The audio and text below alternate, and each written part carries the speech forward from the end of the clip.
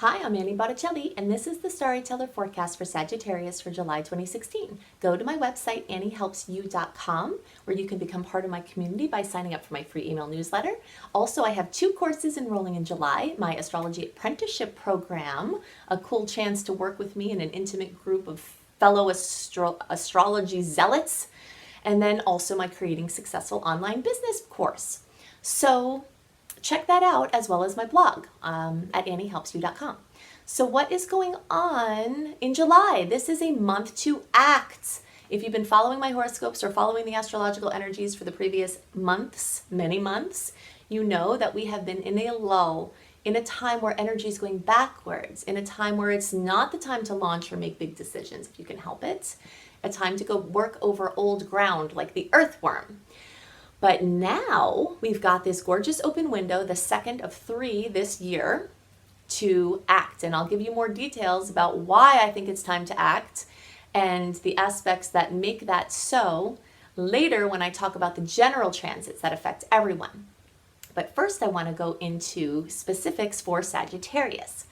So in order to see what's different about each month, to look at the energy of the horoscopes, one of the things we look at for each sign's chart is where there are clusters of quick-moving energies, so short-term energies. So that shows us this field of experience that's going to be lit up by the presence of all these planets. So for early degree placements, I guess we should take a second here to tell the difference between early, middle, and late degree placements. I take the time to make this designation because there's a big difference often between the chart of the early degree placements and the ones of the late degree placements. So I like to structure it that way to give you more detailed information for you. Early degree placements are, if you're watching for your sun sign, they are all the November birthdays up to like December 1st, or 0 through 9 degrees if you're a Sag rising. For the middle degree placements, it's like the 2nd of December through around the 11th, or 10 to 19 degrees. The late degree placements are 20 to 29 degrees for your rising, or around the 12th through the rest of the sign. So the early degree placements experience things first, and early degree placements are having Venus and Mercury and the Sun and the new moon all clustered in this 8th house. There's a strong theme for all Sag placements about relationships, because the rest of you who don't have this focus in the 8th house, which it is coming soon for the rest of you, but the rest of the middle and late degree placements have all that energy, the Sun, the new moon, Venus, Mercury, in the 7th house of relationships. So the difference between the 7th and the 8th house is like the 7th house is the relationships, it's the relationship itself. The 8th house is the relationship with your stuff, with your resources. So like me and my house and you and your house, me and my money, you and your money. That's like the 8th house. The 7th house is like me and you, and that's the difference. So this 8th house is a richer, deeper, more emotional connection than the 7th house. And this is the theme for Sagittarius. Now, I'm Sag. I have 9 placements in Sagittarius. I've an overabundance of Sagittarius. And so I know, and I hope you don't take it personally when I tell you this trait of Sag, because I don't mean it in a negative way. We are really good at talking about feelings, but we're less good at feeling the feelings. Unless you have placements in your chart that counteract this, and some people may. A lot of water that adds this element. But most people with Sag or strong fire energy are action-oriented. It's about the lively, spirited, animated movement of energy, and a lot of times emotions don't have a lot of movement. They're just kind of mad, or they're sad, or they're whatever they are. It feels a little bit more dense and difficult to navigate for people who have this way of having energy flow through them. So when we have this strong focus in a water house, it gives us an opportunity to slow down and feel more into, to feel. So if you want to really go deeper into this journey, I've talked about this many times and I will mention it again. This book called The Presence Process by Michael Brown is the best way to help you feel more and to feel things that you avoid. Because what happens with Sag energy is that we're sort of easygoing. We take things in, take things in, and then we freak out, and then the fire bombs come out because we've had enough. It always reminds me of, if you've seen Frozen, I've seen it like 7,000 times, where Elsa says, "Enough!" And then she casts the ice, and almost whatever happens there, she has enough is the point. And she snaps. And that is what Sag energy tends to do, because we don't realize how we're being emotionally affected by things until we've had enough. And then it doesn't go well because there's an extreme reaction. And then people don't know if we're going to be unpredictable, and it makes them nervous and blah, blah, blah, whatever.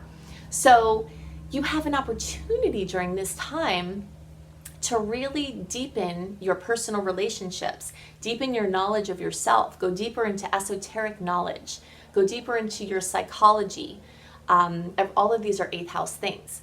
And then the 7th house aspects are just the personal relationships themselves. Sag energies can also be very independent, where they just kind of flow where they flow, and the people who they happen to connect with, they connect with those people, and then they're not connecting with someone else, they're not connecting with them, It's very much resonance-based, their movement. So there's a strong focus on relationships at this time, and overall, I think they'll be very harmonious. Sometimes when the sun is there, it brings up things that could be problems that get brought up more so that we can deal with them. But overall, it's a very positive, smooth energy. And if there's anything challenging that comes up with it, it's only for the purpose of making things more smooth in the future. So that's the short-term energy for Sag. The longer-term energy has to do, well, what I'm going to talk about today has to do with Jupiter, which is our ruling planet. It's my favorite planet. It's not that it can't bring negative things. It certainly can. However, it rules everything that Sages love, like growth, expansion, breadth, just the wideness, different countries, different cultures, different languages, international anything, teaching and learning and spiritual studies and philosophy and all religions, belief systems. Everything is in this energy of Sag, writing and publishing and communicating and all of these things. So Jupiter turned direct in May. So now by the time we're in July, we also have Mercury not in a retrograde phase. We have Mars direct, which I'll talk more about that later. But Jupiter is starting to really crank. So for the early degree placements, again, that's the November born up until the 1st of December, or the 0 to 9 degrees, you have Jupiter once again, because when it was retrograde, it was kind of sleeping a little bit, but activating your career, your work, your life purpose, what you came to do, starting a whole new phase of experience with what you're bringing to the world, your place in the world. It's very exciting. So that can often come along with adding another field of work to your repertoire. So if you have a job or income or something you're doing, you add a totally other thing to it. Some people will get lots of recognition or expansion or advancements within their field, notoriety, things like that. The 10th house also has to do with authority figures. So improving your relationships with authority figures, including father figures, the energy of father in your chart or your experience. So for the rest of the middle and later degree placements, Jupiter is still in the 9th house, which is its own house, the house that it rules. It's very happy there. And this really wants to expand your horizons. The North Node is also conjunct this Jupiter. And the North Node in the natal chart represents your dharma, what you're here to do, what your life purpose is. And this is one of the first things I talk about in a reading. People say, what am I here to do? And where we look to that is this North Node in your chart. For the North Node in transit, it's showing us globally the steps, that the field of experience to focus on that will help have keys to our individual destiny and to our greater common evolution. So with Jupiter conjunct the North Node, it's like the universe wants this time to be a time where more people are getting on track, finding their path, staying on their path, seeing clearly what they need to do. Speaking of the seeing clearly what they need to do, since Sag people can have such capacity to see the big picture, sometimes the smaller details get a little bit lost. And I'll talk about this as far as Saturn in Sagittarius, what it wants from us and how to handle that a little bit later. But this idea of wanting to see exactly where you're going in order to take the next step, sometimes we have the blessing of some clarity of the bigger picture of where we're going. But it doesn't mean that you can't start to move forward even if you don't completely know where you're going. And sometimes quite the contrary. There's a book that I wrote called The Fairy Queen Chronicles, the book one, The Golden Gate. And there's this really lovely part where this girl who's going on this journey has this stretch of water in front of her, and she's supposed to be following this person this being who's leading her. It's actually an animal.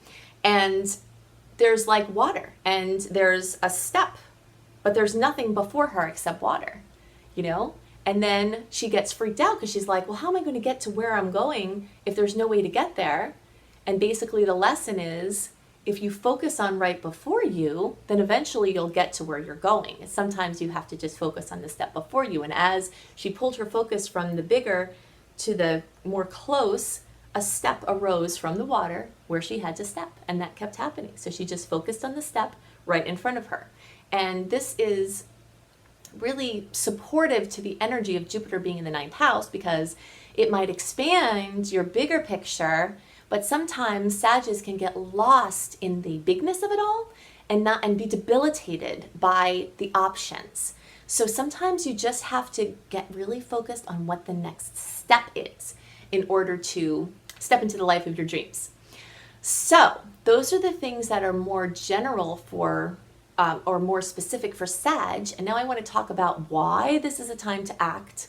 What is it about this month that makes action good timing, and some other things about Saturn in Sagittarius. So I call this month sugar and spice, because the way that the energies of Cancer, which are like smooth and sweet, come together with the energies of Leo, which are spicy, it reminds me of a favorite recipe that I put together myself called Sexy Peach Pie. I haven't talked about my Sexy Peach Pie in a while. I think it's been years since I've mentioned this. But the month just feels like that to me, because there's honey and the peaches in the pie, and that's like the sweet, sultry Cancer energy. And then I put cayenne pepper in it, enough to notice. And that is the Leo, the spice, And so this is the overriding energy of the month.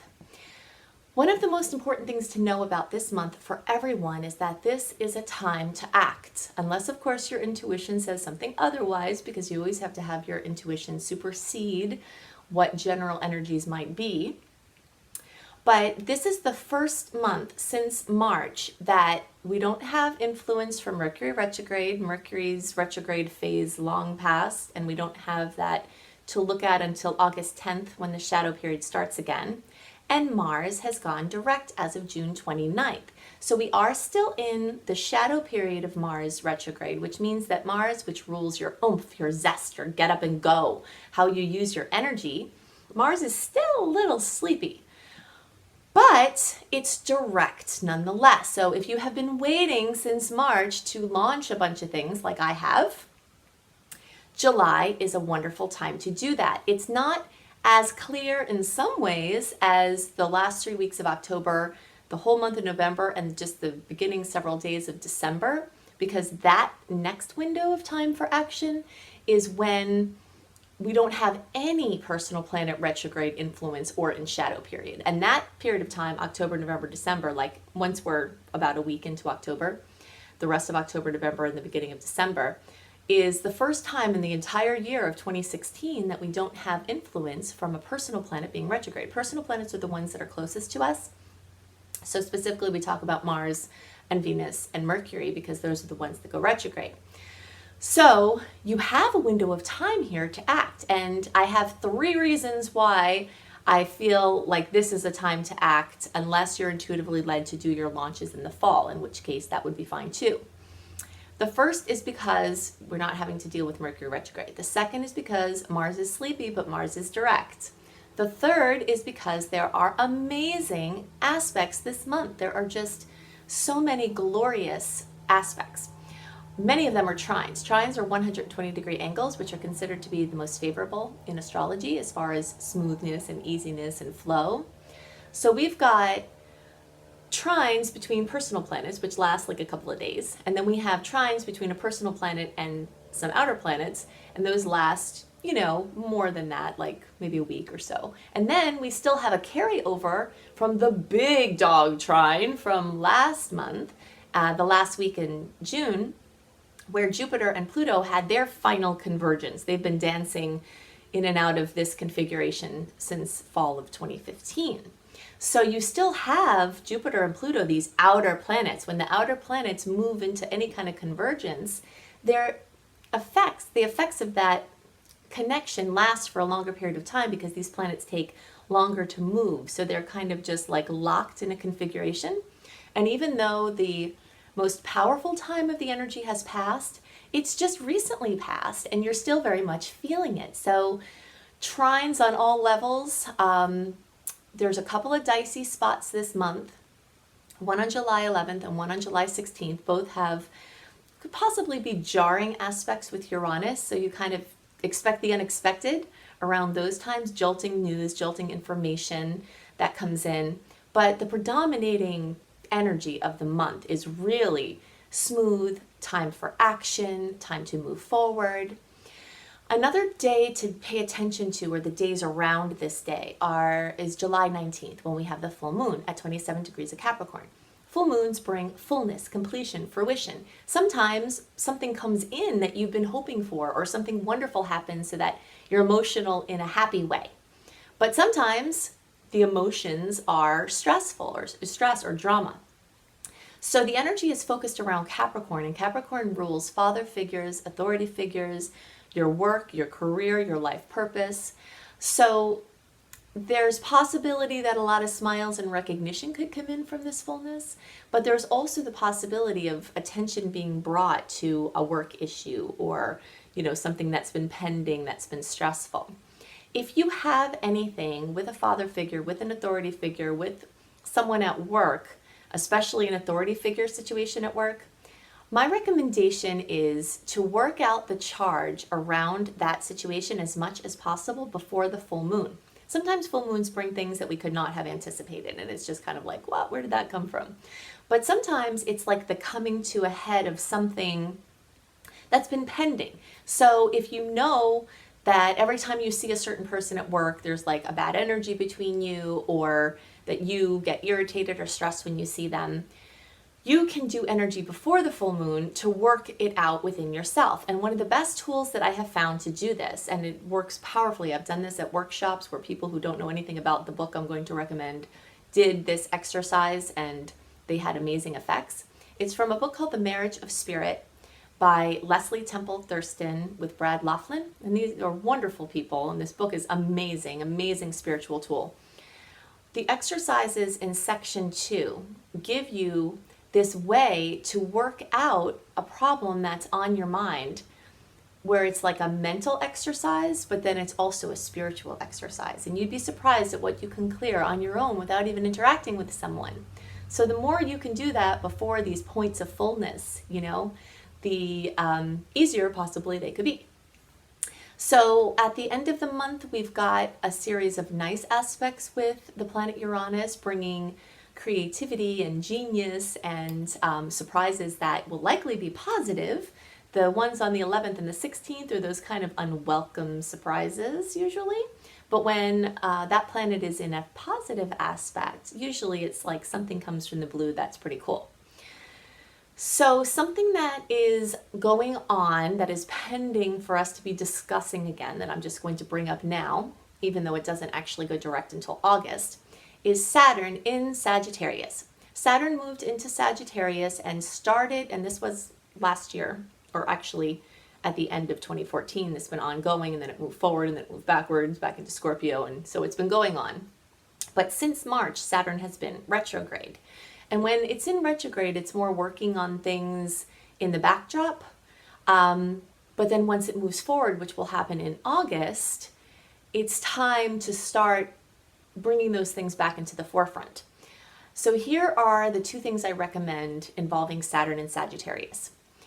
The first is to understand that Saturn in Sag wants to help you bring about your big dreams into reality. Saturn is the taskmaster. Sag is the big thinker.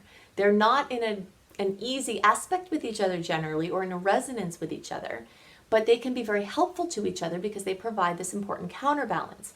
So whatever big dreams, big goals, destiny, something that just seems maybe even unreachable, like if someone asked you, what is it that you really would like to do if you had all the resources and the wherewithal to do it? Those kind of big dreams. Saturn wants to help you in the time that it's in Sagittarius to create those big dreams. But what Saturn's going to say you have to do is to work hard and to be disciplined and to get efficient with your energy. That's a higher version of the energy of Capricorn. The lower vibration can be just kind of addicted to work and work for the sake of itself. But the higher vibration of Capricorn, which Saturn rules, which is why it's involved here, is that it wants you to work smarter. And this is a theme that I've been talking about for a while, and I'm going to keep talking about it because this is part of our evolution if we choose to accept it, where we work smarter instead of harder. We might also work a little harder, but we wind up working smarter. So if you figure out the dream, get clear about it, then make a timeline about what would have to happen in order for you to get there, and then break it down into measurable steps. So if you want to be a filmmaker, right, you would have to first get a good camera, right? Maybe you need some training. Maybe you need to be able to take trips to the places where you want to do filming. Maybe you need to have a screenplay. Maybe you need to, whatever it is. So get the big dream in your mind. Think about the things that you would need for creating that, and then keep breaking those down into what you have to do every day to get to the big dream. And that's what Saturn wants to help you do. So here in July, right before it's about to go direct, be thinking about this so that you can have your plan ready. So these are the general energies of the month for everyone. And if you would like some assistance in using these energies and the ones that are more specific to your chart, which I can't see in the general horoscopes, then check out my website, anniehelpsyou.com. You can see more about my personal coaching. You can also sign up for my free email newsletter and become part of my community and get the write-ups that I talk about with more detailed explanations of the aspects and what planets are involved, etc. And definitely check out, if you're interested in learning astrology and you resonate with how I teach, my Astrology Apprenticeship program will be enrolling in July, and my Creating Successful Online Business program will be enrolling in July. And I have lots of self-development programs on my website as well, and my blog. So go to anniehelpsyou.com, and I hope you have a wonderful month. See you next month. Bye.